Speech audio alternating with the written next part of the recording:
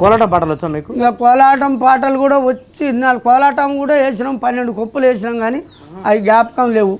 12 కొప్పుల కోలాటం?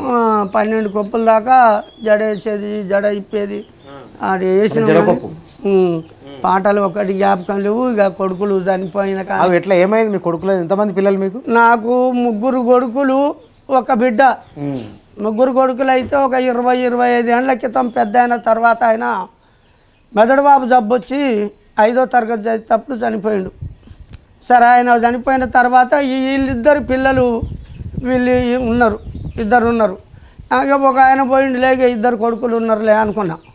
2కి పెళ్ళిళ్ళు చేసిన తర్వాత ఇక మా కొడుకు అటు బతకపోయిండు, రాజస్థాన్కి వెళ్ళి. ఇంకా అక్కడ పోయినాక వాడు దేవుని కాడికి పోదామని తీసుకుపోయినరు. ఇంకా తీసుకుపోయిన కాడ మరి పరికాశం ఆడుకుంటా ముంచుకున్నారా, ఆ నీలబడ్డ ఈత వస్తుంది ఆయనకు.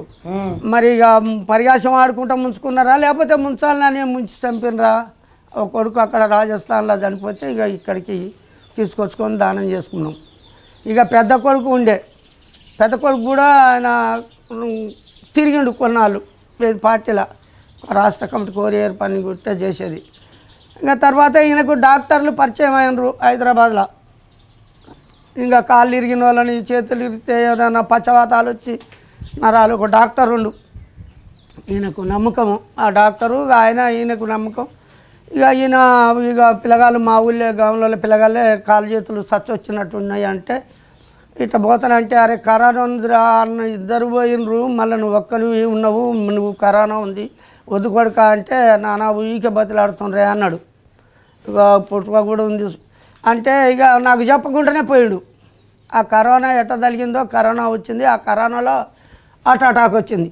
బండ ప్రకాష్ అని రాజ్యసభ సభ్యుడు, ఆయన తోటి ఫోన్ చేపిస్తే ఈ వార్డుల నుంచి ఇంకో వార్డుల నుంచి వేరే వార్డులకు మార్చి అన్ని కిడ్నీలు ఇవన్నీ పరీక్షలు చేసేటప్పుడు వాటి మీద పడదు, గుండె మీద పడి ఆ గాంధీ హాస్పిటల్లో చనిపోయాడు.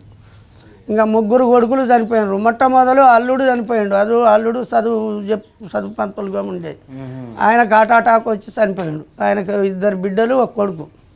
ఇంకా పెద్ద కొడుకు, 1 కొడుకు, 1 బిడ్డ. ఇంకా చిన్న ఆయనకి 2 బిడ్డలే. నేను ఇంటికాడ కూడా లేను, నాకు చెప్పలేదు, ఎవరికి చెప్పలేదు. నాకు బిడ్డలే కావాలని 2 బిడ్డలు పుట్టంగానే ఇక్కడ డాక్టర్ సుధాకర్ అని ఉంటే ఆడికి పోయిండు. భార్యకు ఆపరేషన్ చేయించండు. ఇక ఆయనకి 2 బిడ్డలు. ఇప్పుడు ఆ 2 బిడ్డలు నల్లగొండలో చదువుతున్నారు. ఒక ఆమెకు డిగ్రీ అయిపోయింది, ఇంకొక ఆమె 2nd ఇయర్ ఇప్పుడు డిగ్రీ చదువుతున్నారు పిల్లలు. ఇక మాది అది బతుకు. జీవితం అంతా విషాదమే ఉంది. జీవితం అంతా విషాదమే. మా నాయన ఇక్కడికి వచ్చినాక గాడ గుంట జాగా కొంటే, ఆ గుంట జాగా కూడా మా అన్నకు నా 5 కొడుకులు, 1 బిడ్డ. ఇక అలా నేను దేశాలు ఇటాడు తిరిగి అక్కడ దేశాలు పోయి అప్పుడు 6,000కు 3,000కు 4,000కు 3 ఎకరాలు అంతా కొనుక్కున్నా. ఇక మా అన్న అప్పుడు కొనలేదు. ఇక గుంట జాగా ఎందుకు మనం పోయేది, మా తాత సంపాదించిన ఆస్తి ఎందుకు అంటే 1,50,000 దానికి వద్దురా, ఇక మనం పోవద్దని ఇక అన్నకే వదిలిపెట్టిన. అన్నగా అక్కడనే ఉంటాడు ముసలాయన. మీ అన్న ఉన్నాడా మీకు? ఉన్నాడు. 2 అన్నదమ్ముల మీరు? 2 అన్నదమ్ములం. 3 అక్కల తర్వాత 2 అన్నదమ్ములం. 2 అక్కలు చచ్చిండ్రు. ఒక ముసలమ్మ అక్క ఉన్నది. అక్క ఉంటే ఆ అక్కని ఆ కోడలు పట్టించుకోకపోతే ఇక మేమే తెచ్చుకున్నా. కోడ పుట్టిందా ఇక నేనే తాదుకుంటూ ఉన్నా.